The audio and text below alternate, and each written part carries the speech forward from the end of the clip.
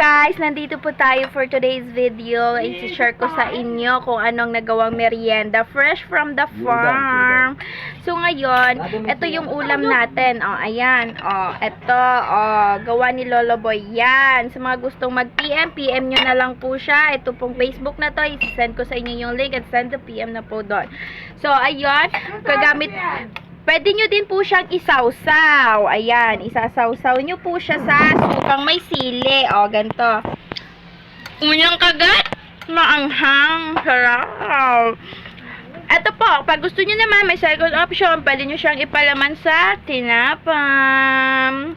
Unang kagat. Sarap. Pag gusto nyo pa, partneran nyo ng Coke. Sorry, hindi po ito sponsor. Baka naman RC sponsor. Ayan ha. Bubusog tayo. Tapos sa mga gusto, paki-PM na lang po ako para may send sa inyo ang ingredients. Thank you. Thanks for watching.